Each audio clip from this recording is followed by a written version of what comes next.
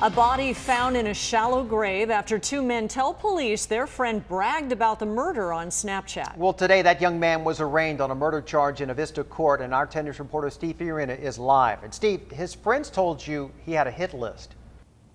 Scary.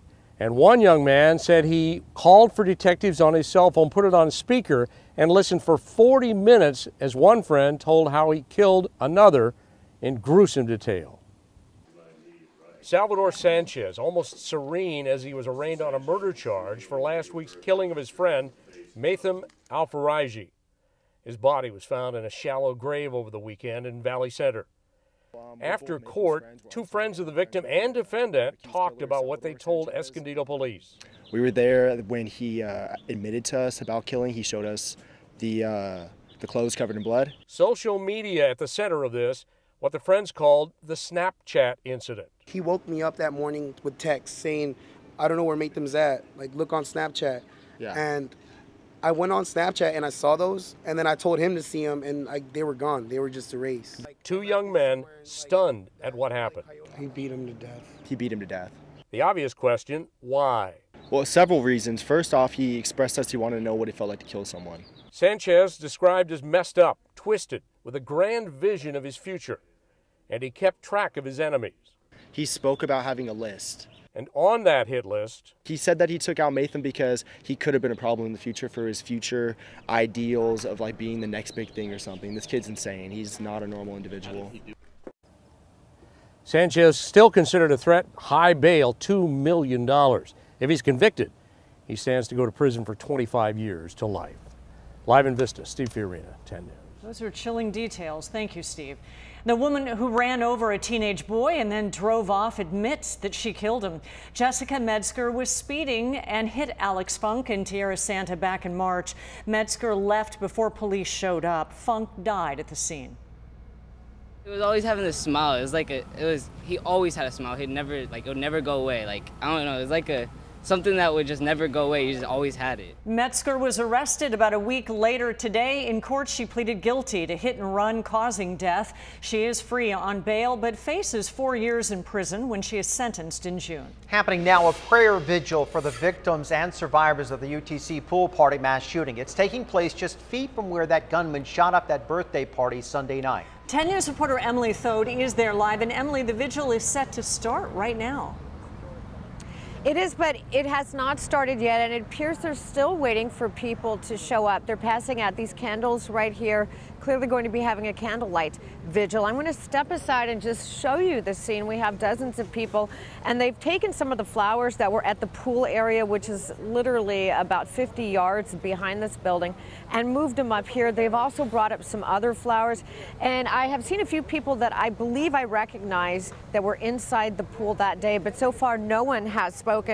It was at that swimming pool Sunday where a group, they were having a birthday party for one of the residents when the gunman, Peter Sellis, went into the pool area. He sat silent in a lounge chair for about 5 minutes, the survivors tell me, and then started shooting at partygoers who are mostly African American. He shot 7 people, one of them a mother of 3 from Eastlake, her name Monique Clark. She died. Police shot and killed Sellis. Monique Clark's family is expected to be here tonight, and I want to come back out here and show you that police just escorted some people out from the lobby of the apartment complex. I don't know who these people are, but I believe that they may be family members of Monique Clark, because on social media, some of her family said that they were going to be attending this vigil tonight. You can see people are teary-eyed, absolutely devastated. So we're going to stay out here, and we're going to be on top of this, and we're going to show you what happens coming up on 10 News at 7. I'm live in UTC. Emily Thode, 10 News. All right, Emily, Brian Shlonsky here inside the 10 News Live Center, where we are getting some new information right now from San Diego Police on those 3 officers who first responded, fired those shots at Peter Sellis, killing him. You see, San Diego Police just sent us this. I want to flip over and show you a photo, a screen grab. Those are 2 of the officers. One more officer not seen in this photo. Those 3 showed up to the pool area at La Jolla Crossroads and were shot at by suspect Peter Sellis after he'd already shot those 7 people. The officers fired back, killing him. So these officers' names we now know: Sergeant Michael McEwen, a 20-year vet with SDPD, Luke Hammond and Jonathan Ferraro, both with just 1 year working with San Diego Police. Guys, back to you. Wow. Thank you. And we have an entire webpage on 10news.com. This has all the information that we have uncovered about the shooting. You can go, the shooter's family, no hint, lots of different angles to this story. And there are witness videos on here, a timeline of the attack, sound from the victims, and a link to the GoFundMe page where you can help with their medical expenses. Only on 10 News, wearing sunglasses in the dark of night. Two people testing door handles and on a truck right here. One Imperial Beach man says that very same night, something irreplaceable disappeared from another truck. Our 10 News reporter Michael Jin reveals the desperate plea the man has for the thieves.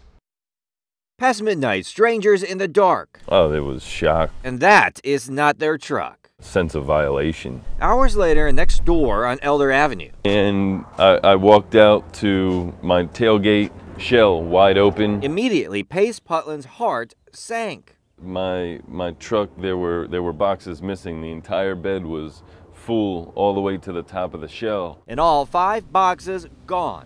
A range of emotion: anger, devastation. Devastating because he had spent the last several days packing the belongings of his friend who had died unexpectedly. Ready to go that morning to the post office to send back to the family. Laptops, a PlayStation, gone, but it's the loss of an envelope containing a stack of photos that hurts the most. It's an irreplaceable item. There's never going to be another photo with him in it. Photos stolen after he accidentally left a door unlocked. I feel upset. I feel responsible. As for those actually responsible, video shows these backpack-toting figures grabbing a truck's door handle that same night. Makes me feel vulnerable. One other vehicle also broken into. That'll make you mad. A day later, a different emotion. A neighbor found 3 of the boxes dumped in her yard. Quickly, Putland looked inside the boxes, hopeful, but he did not find what he was looking for. Random personal items, shoes. The photos not there, prompting this urgent plea aimed at the thieves. Literally have a heart. I just want them back. That's it. Michael Chen, 10 News. If you have any information about those thieves or you discover the photos, please call the Imperial Beach Division of the Sheriff's Department. A crime alert. Police are trying to track down the man who robbed a bank in La Jolla before he strikes again. He walked into the City Bank on Herschel Avenue about 3 o'clock yesterday afternoon, demanded cash, and then ran off. No one was hurt. Once police release a description of the suspect, we will update you on 10news.com. And these men who ransacked the home in Del Cerro, paralyzing the victims' pets with fear, they're now behind bars. 10 News was the first to bring you this surveillance video catching the burglars in the act. The victim tells us that after the story aired, the 2 suspects were arrested on another, and another is now turning himself in. The victim also tells us that he's gotten back the watch that was stolen. A developing story. New reports of damage so far from a pair of earthquakes that shook Palomar Mountain today. This star right here is the epicenter. It's about 30 miles from San Marcos. The first quake was a 3.5 magnitude. That hit about 8:45 this morning. Less than 5 minutes later, a 2.6 magnitude hit in the very same spot. We will continue to monitor this. We'll let you know if any reports of damage pop up. We've got new information on the home break-in. A helpless woman watched unfold on her smartphone. Her security cameras are hooked up to her smartphone. She was at a job at the time, and that sent her an alarm when 3 men burst into her Rancho Penasquitos home. This was around 10 o'clock this morning. Well, they bailed out of a window when officers arrived, and we now know 2 of them were caught in the very same neighborhood. The search for that third has been called off. New at 6 o'clock, San Diego's top cop says the solution to solving the department's officer shortage is simple. Make them the highest paid in the county. A recent report found the department is 207 officers short of what it's budgeted for, and Chief Shelley Zimmerman expects that number to get even bigger unless something changes. She wants it to be the salary of her officers. Here's a breakdown how SDPD starting pay stacks up with other local law enforcement agencies. San Diego police make about $49,000 a year right out of the academy. Escondido police earn about $54,500. San Diego County Sheriff's deputies make just over $56,000, and Chula Vista officers earn nearly $66,000 a year.